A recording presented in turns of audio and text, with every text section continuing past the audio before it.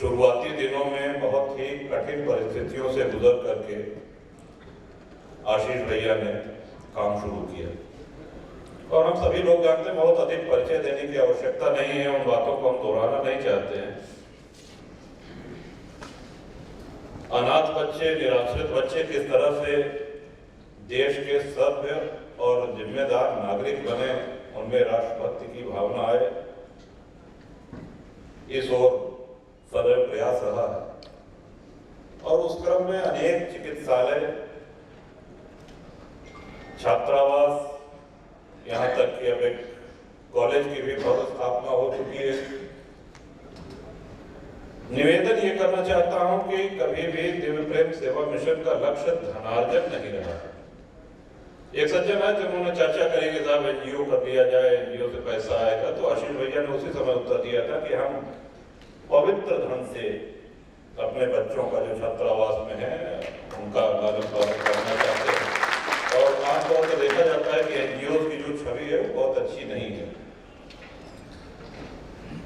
तो इस क्रम में श्री राम कथा का आयोजन किया गया। पूज्य संत विजय कौशल जी महाराज,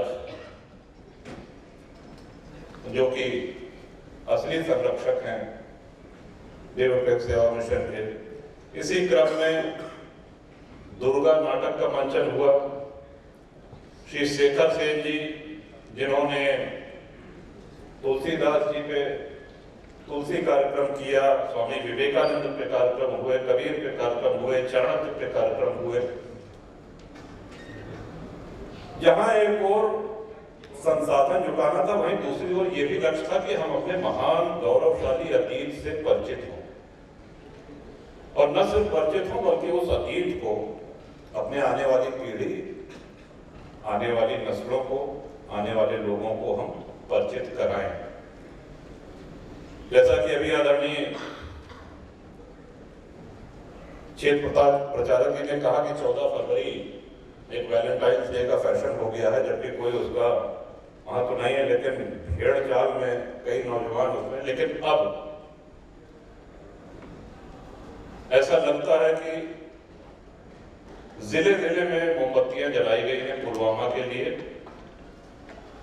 और ये कार्यक्रम मात्र जानता राजा के निमित्त ही नहीं हो रहा है, बल्कि एक परिवार के लोग, एक विचारधारा के लोग, एक सोच के लोग, हम सब लोग यहाँ पे बैठे हैं। हम सभी का लक्ष्य है कि इस विचारधारा को जन जन तक पहुंचाया जाए। नवनीत जी सहगल भी बैठे हैं, मैं क्षमा चाहता हूँ, देख नहीं सका आपको, आपका भी अभिवादन है, कामेश्वर जी आपका भी। तो इस क्रम में भारत की एक महायात्रा हो रही है, साधारण से असाधारण की ओर। भारत कभी साधारण नहीं रहा है, लेकिन हाँ, वैश्विक पटल पे हमारी कोई गिनती नहीं थी, हमारा कोई महत्व नहीं था। और बहुत पहले की बात नहीं है कि पिछड़े देशों में पहला नाम भारत का आता था, या सांपों सफेरों का देश, ऐसा यूरोपीय राष्ट्र और अमेरिका में कहा जाता था।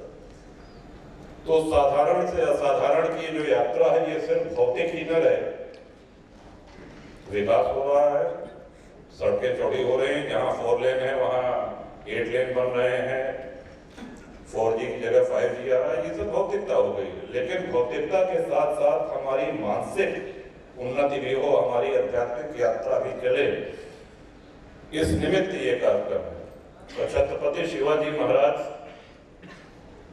क्योंकि परिवार में बात हो रही है, इसलिए मैं कहना चाहता हूं कि बाल्यकाल से ही जब से होश संभाला है, एक अनुभूति होती है, चाहे वो जब पूजा पे बैठे हैं, कहीं बैठे हैं, कि पूर्व जन्म में, किसी एक जन्म में महाराज के एक छोटे से सिपाही हम भी रहे होंगे।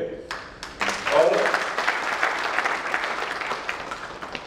बचपन से अम्मा रोज शिवाजी महाराज की अमर चित्र कथा की कॉमिक थी, वो सुनाती थी, और उसके बाद ही हम सोते थे, ये नियम था। और आज सिंहगढ़, प्रतापगढ़, रायगढ़, राजगढ़, जितने किले हैं महाराज के, सब तो नहीं जा सके हैं, लेकिन प्रयास ये रहता है कि तीर्थ की भावना लेकर के वहां जाएं, वहां की मिट्टी ले आते हैं, और अपने सिरहाने शिवाजी महाराज की प्रतिमा में नित्य गंगा जल से स्नान कराते हैं, नित्य पुष्पांजलि करते हैं। तो ये एक महाराज के विषय में बड़ा जीवंत चित्रण इसमें आप सभी लोगों को देखने को मिलेगा, लेकिन कुछ एक बात हम ये भी बताना चाहेंगे जो उस महानाट्य में आपको नहीं बताई जाएगी, उसकी चर्चा नहीं है। किस व्यक्ति का चयन किस काम के लिए किया जाए, ये गुण महाराज में बहुत अच्छे। बाजी पासलकर, बाजी प्रभु देशपांडे, नेताजी पालकर, जीवा महाला, अनेक ऐसे लोग। देखिए, टीम मजबूत होगी तभी महान लक्ष्य की प्राप्ति हो सकती है। तो एक चंद्रराव मोरे थे, जावली छोटी सी एक रियासत थी, वहां के राजा थे चंद्रराव मोरे, जो महाराज के विपक्षी थे, शत्रु थे। उनसे जब युद्ध हुआ तो वो पराजित हुए, मारे गए। पूरी सेना उनकी चंद्रराव मोरे की मार दी गई, लेकिन एक सैनिक उसमें वो बराबर लड़ता रहा। तो महाराज ने कहा कि ये आदमी मुझको जीवित चाहिए, इसको मारना नहीं। और खड़े होकर पूरे युद्ध कौशल देखते रहे उनका। अंत में उनको जाल फेंक करके पकड़ा गया,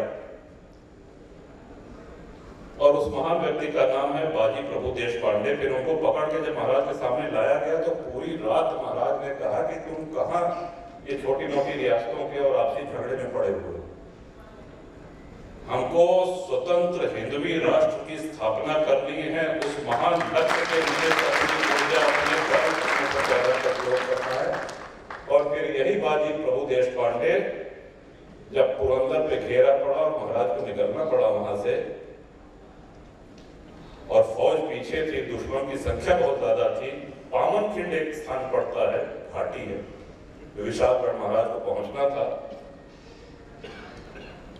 तो बाजी प्रभु देशपांडे ने कहा कि महाराज आप जाइए, मेरे जीते जी शत्रु इस घाटी को पार नहीं कर सकता है, और जब तक आप विशालगढ़ पहुंच नहीं जाएंगे तब तक हम प्राण नहीं छोड़ेंगे। बस एक काम करिएगा कि वहां जाकर के तोप चलवा दीजिएगा, तो हमको जानकारी हो जाएगी कि हमारे स्वामी सुरक्षित विशालगढ़ पहुंच गए।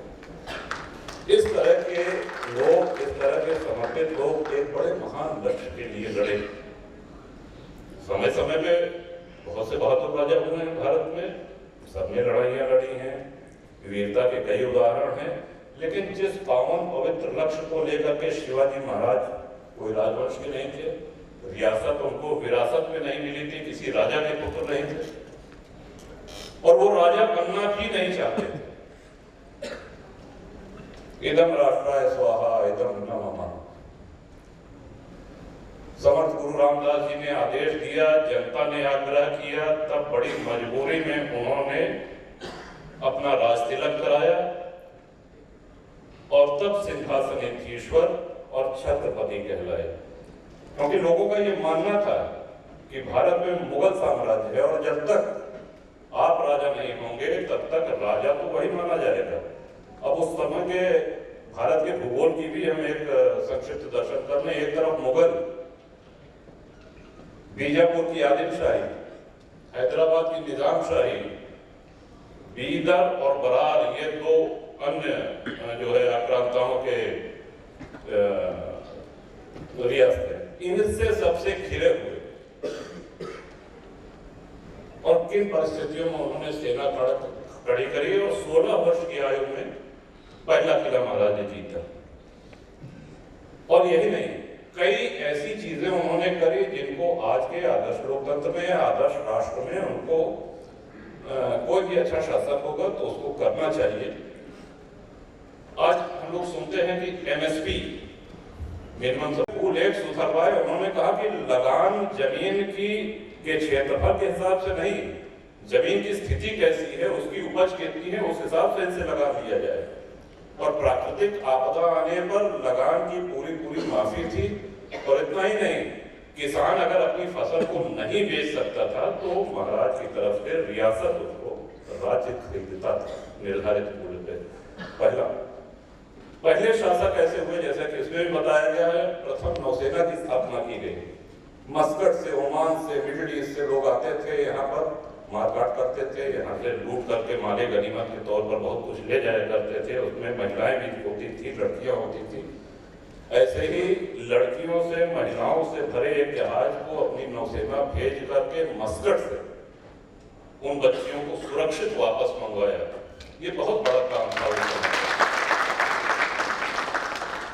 महाराज के शासन में गौवध पर पूरी तरह से प्रतिबंध था। अब आप कहेंगे कि कोई भी हिंदू राजा होगा गौवध नहीं कराएगा, ये बिल्कुल सही बात है, लेकिन उस समय की जो परिस्थितियां थी, चारों तरफ से मुस्लिम राज्यों से घिरा हुआ महाराज का छोटा सा राज्य बाद में बहुत बड़ा हुआ, गौवध पे मृत्युदंड था।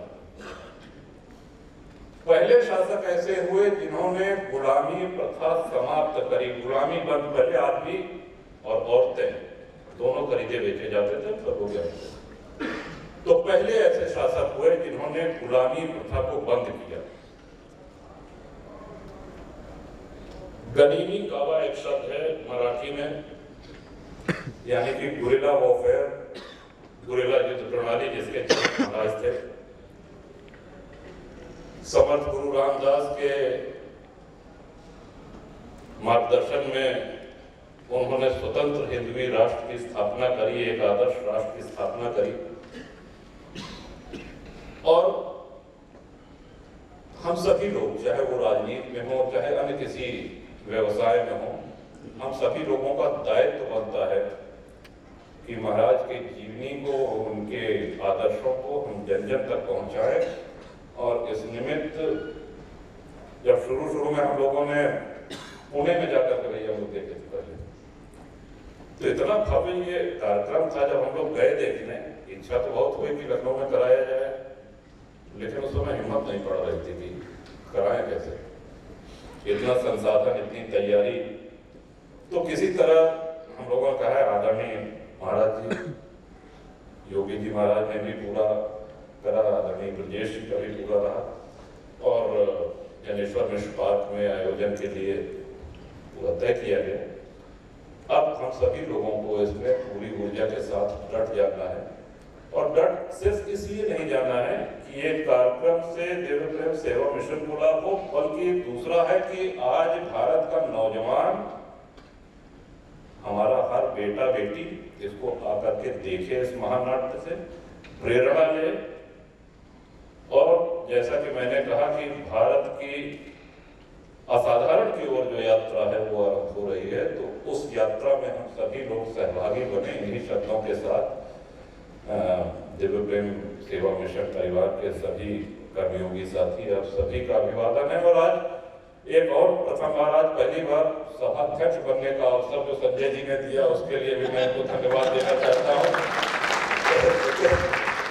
30 वर्ष की राजनीति में, विधानसभा में आज पहली बार ये सौभाग्य मिला, इसके लिए भी आपको हृदय से आभार, बहुत बहुत धन्यवाद।